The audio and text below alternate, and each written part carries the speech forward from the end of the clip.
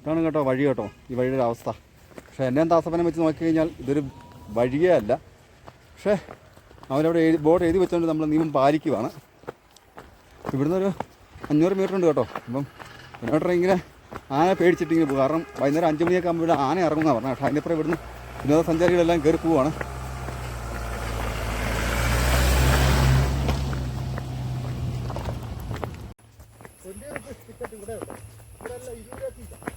ഇവിടെ എല്ലാം ഫാമിലായാലും ഒരു ഒരാൾ വന്ന് കണ്ടു പോയാൽ ഇവിടെ എല്ലാം 20 രൂപ പാസ്സാണ് കേട്ടോ.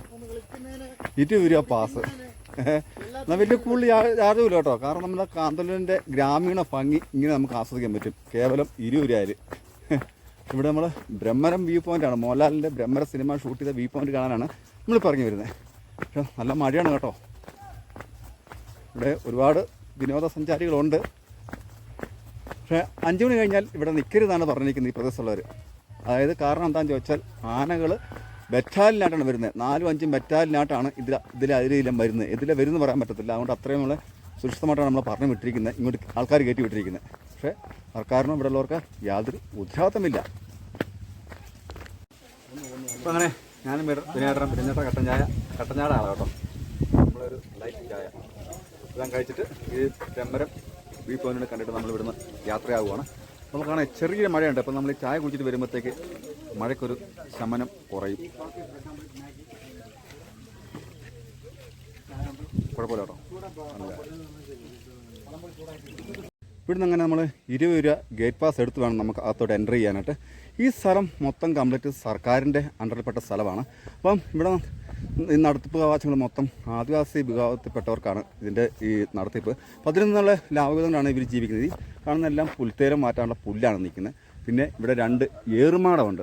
സാധാരണ ഇതിലൂടെ വാച്ച് ടവറാണ് പറഞ്ഞത്. പക്ഷേ ഇത് ഗോത്രവർഗ്ഗക്കാരായ ആദിവാസികൾ നിർമ്മിച്ചിരിക്കുന്നതാണ് ഈ ഏറുമാടം. അപ്പോൾ നമുക്ക് ഏറുമാടത്തിൻ്റെ കാഴ്ചയും ഇവിടുത്തെ പുൽത്തേയത്തിൻ്റെയും ഇവിടെ നല്ല കുറേ ഗ്രാമീണ കാഴ്ചയുണ്ട്. ഇവിടെ എല്ലാം കൃഷിയിടങ്ങളാണ്. പക്ഷേ ഇവർ ആനയെ പേടിച്ചാണ് ഇവിടെ കൃഷി ചെയ്യാത്തത്. ഏറുമാടമാണ്. ഈ ഏറുമാടത്തിൽ മാക്സിമം 7 പേരെ കയറാൻ പറ്റുമെന്ന് പറഞ്ഞത്. പക്ഷേ ഇത് മണ്ടയിൽ 7 പേരാണെന്ന് അറിയില്ല. ഇതൊരു ഞാറമരത്താലാണ് ഈ ഏറുമാടം സെറ്റ് ചെയ്തിരിക്കുന്നത്. അപ്പോൾ ഇവിടുന്ന്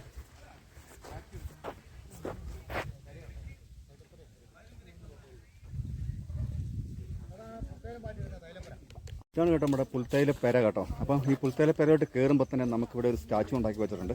സ്റ്റാച്ചു കഴിഞ്ഞിട്ട് ഇതുണ്ട് നാച്ചുറൽ രീതിയിലുള്ള ഗേറ്റാണ്. അപ്പം ഈ വീട് കാണുമ്പോൾ തന്നെ നമുക്കറിയാം ഇതൊരു പുല്ലാണ് മൊത്തം.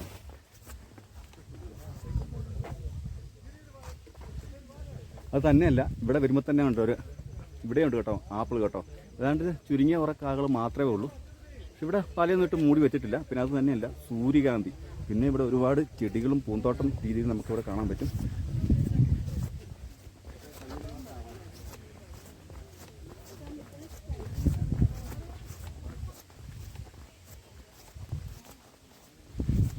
എല്ലാം കാണാൻ നല്ലൊരു ഭംഗിയാണ് കേട്ടോ. മൊത്തം പൂന്തോട്ടത്താൽ അലങ്കരിച്ചിരിക്കുന്നത്. ഇതെല്ലാം കണ്ടോ തടിയിൽ കൊത്തി വെച്ചിരിക്കുന്നതാണ് കേട്ടോ.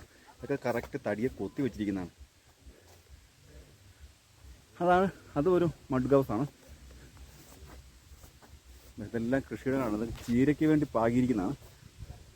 നമുക്ക് ഇതിനകത്ത് നമുക്കൊന്ന് കയറാം.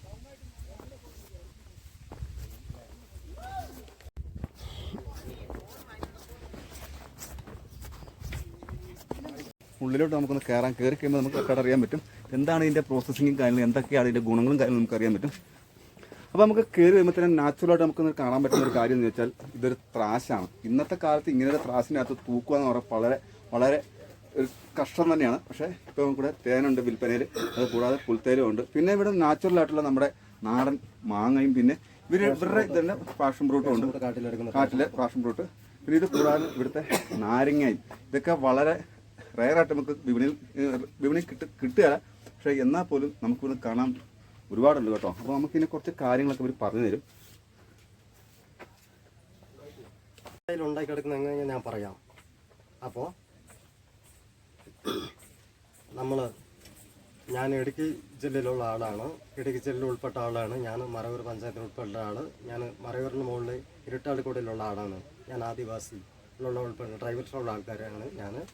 അപ്പോൾ ഇപ്പോൾ നിൽക്കുന്ന ഞാനിവിടെ ഡ്യൂട്ടിക്ക് വേണ്ടി നിൽക്കുന്ന കാന്തല്ലൂർ വ്യൂ പോയിൻ്റ് പ്രമർത്തിൽ നിൽക്കുന്ന ഈ വ്യൂ പോയിൻ്റ് പ്രമർത്തുന്നത് ഈ വാറ്റുപുര കുളച്ചതിന് കുടിൽ താഴെ ഈ വാറ്റുപൂര നിന്ന് ഇപ്പം ഈ യൂട്യൂബിൽ ഞാൻ വീഡിയോയിൽ ഞാൻ പുൽത്തൈൽ ഉണ്ടാക്കി എടുക്കുന്നതെന്ന് ഞാൻ പറയാൻ പോവാണ്. ഈ പുൽത്തൈൽ എങ്ങനെ ഉണ്ടാക്കി എടുക്കുന്നതെന്ന് പറഞ്ഞാൽ ആ പുല്ല് മുറിച്ച് മൊത്തം വെയിൽ സമയമാണെങ്കിൽ ഒരു ദിവസം മുറിച്ച് നമ്മൾ പരമത്താൻ ഇട്ടേക്കുക, പിറ്റേ ദിവസം കൊണ്ടുവരണം. എന്നിട്ട് ആദ്യം ഇവിടെ ഷെട്ടിലാക്കി വെച്ചിട്ട് പുല്ല് ഇവിടെ ഒരു 3 അടി ഭാഗം വെള്ളം ഒഴിക്കുക. 3 അടി ഭാഗം വെള്ളം ഒഴിച്ചതിന് ശേഷം നമ്മൾ ഇവിടെ തീ കത്തിക്കണം. ഇത് കണ്ടോ, ഇവിടെ ഒരു 3 അടി ഭാഗം നമ്മൾ വെള്ളം ഒഴിക്കണം. എന്നിട്ട് ഇവിടെ തീ കത്തിക്കണം. തീ കത്തിച്ച ശേഷം വെള്ളം ചൂടാക്കി തിളപ്പിക്കണം. വെള്ളം തിളപ്പിച്ചതിന് ശേഷമാണ് ഇവിടെ മറ്റേ പുല്ലിടേണ്ടത്. പുല്ലിട്ടിട്ട് ഒരു അരമണിക്കൂർ ഫ്രീ വിടുക ആവി വരാൻ വേണ്ടി. ആവി വരുന്നതുകൊണ്ടാണ് ഇതിങ്ങനെ പടർന്ന് പിടിക്കുന്നത്. അതിനുശേഷം വീണ്ടും നമ്മൾ ഈ ചെമ്പിനകത്ത് എത്രത്തോളം പുല്ല് കയറ്റാൻ പറ്റും അത്രത്തോളം ഈ കമ്പം വെച്ച് നന്നായിട്ട് കുത്തി കയറ്റുക. കുത്തി കയറ്റിട്ട്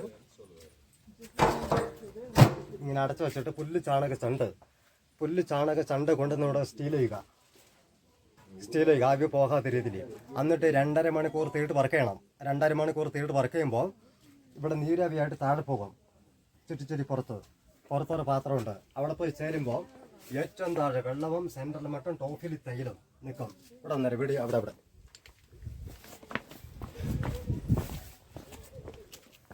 ഇതാണ്ടോ, ഇതുപോലെ ഏറ്റവും താഴെ വെള്ളവും സെൻറ്ററിൽ മറ്റും ടോഫിൽ തൈല് നിൽക്കും.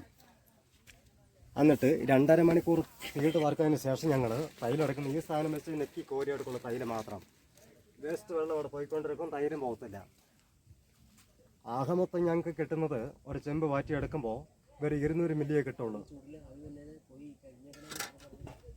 ഓക്കെ,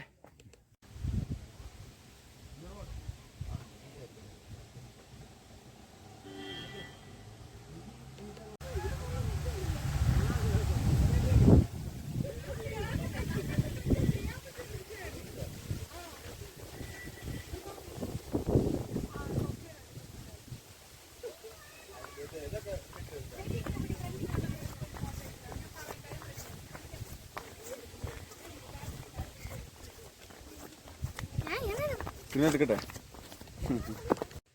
ഇവിടെ നിന്നുള്ള പുല്ല് ചെത്തിയിട്ടാണ് അവർ പുൽത്തരം ഉണ്ടാക്കുന്നത് കേട്ടോ. അപ്പോൾ നമ്മൾക്കിങ്ങനെ അവിടെ നിന്ന് ഇങ്ങനെ ഇറങ്ങി വരുമ്പം ഏകദേശം 100 മീറ്റർ ദൂരത്തിലാണ് ഈ ബ്രഹ്മരം വ്യൂ പോയിന്റ് സ്ഥിതി ചെയ്യുന്നത്. അപ്പോൾ അവിടെ നമുക്കൊന്ന് കറങ്ങിയിട്ട് വരാം. അവിടെ പോയി നോക്കാം. കാരണം ഇന്നേ ദിവസം നല്ല തിരക്കുള്ളൊരു ദിവസമാണ്. നല്ല മഴയുണ്ട്. പക്ഷേ മഴ പോലും വകവയ്ക്കാതാണ് ആൾക്കാർ ഇന്നത്തെ ഈ വ്യൂ പോയിന്റ് കാണാൻ വരുന്നത് കേട്ടോ.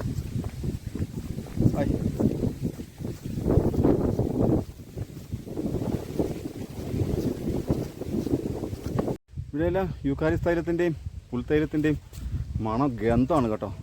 ഇരിക്കുന്നതെല്ലാം പുൽത്തൈലും ഇതുണ്ടോ. ഇതൊക്കെ നമുക്ക് വളരെ വളരെ റെയറായിട്ടേ കാണാൻ പറ്റുള്ളൂ കേട്ടോ.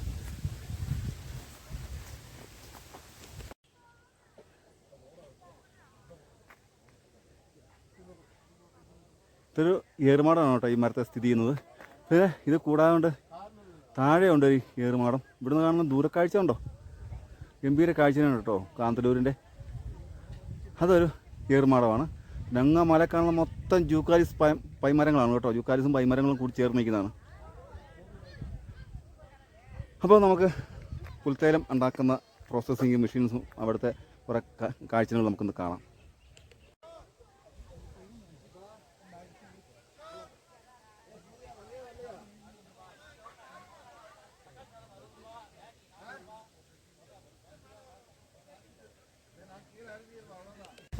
താഴെയാണ് ബ്രഹ്മരം വ്യൂ പോയിന്റ്. അപ്പം അങ്ങോട്ടുള്ള ഒരു ചെറിയൊരു നടപ്പാണ്. ഒരു ചെറിയൊരു വ്യൂ പോയിന്റ് ഉള്ളതെന്നാണ് പറഞ്ഞിരിക്കുന്നത്. നേരെ നമുക്കൊന്ന് നോക്കാം.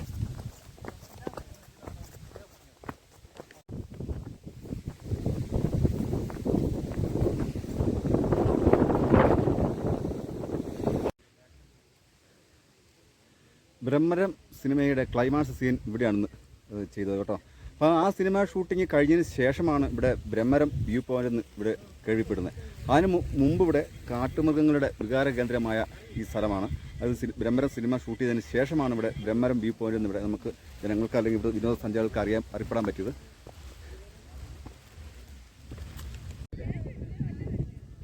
വ്യൂ പോയിന്റ് നാട്ടിലെ കാഴ്ചകൾ ഇപ്പോഴാണ് ഇച്ചിരി കൂടെ നല്ല ഭംഗിയായെന്ന് എനിക്ക് തോന്നുന്നു.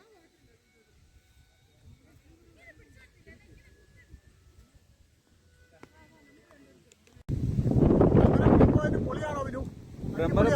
അടിപൊളിയാണ്. ഇവിടെ കാഴ്ചകൾ, അതായത് നമ്മുടെ കാന്തല്ലൂരിന്റെ ഗ്രാമഭംഗിയും കാഴ്ച കൃഷിയിടങ്ങളും ഈ ഒരു ഭ്രമരം മഴ പെയ്യുന്ന കണ്ടിട്ടുണ്ടോ? അങ്ങോട്ട് നോക്കിയാൽ മതി. മഴ പെയ്യുന്നുണ്ട്. ഇവിടെ നിന്നെല്ലാം ദൂരക്കാഴ്ച നല്ല കാഴ്ചയാണ്. പക്ഷെ വെറുതെ അല്ല ഭ്രമരം സിനിമ ഇവിടെ ഈ ലാസ്റ്റ് ക്ലൈമാക്സ് ഇവിടെ കൊണ്ട് ഷൂട്ട് ചെയ്തു. എപ്പോഴെങ്കിലും ഇവിടെ വന്നിട്ടുണ്ടോ? വന്നിട്ടില്ല, ആദ്യമായിട്ടാണ് ഇവിടെ വരുന്നത്. വന്നു കഴിഞ്ഞപ്പോ എങ്ങനെയുണ്ട്? വന്നത് അടിപൊളിയാണ്. പക്ഷെ ഞാൻ വിളിച്ചോന്നിട്ട് കുഴപ്പമായോ? ഒരു കുഴപ്പമില്ല, അടിപൊളിയാണ്. പിന്നെ ഇവിടുത്തെ കൃഷിയിടം കേട്ടാ മതി.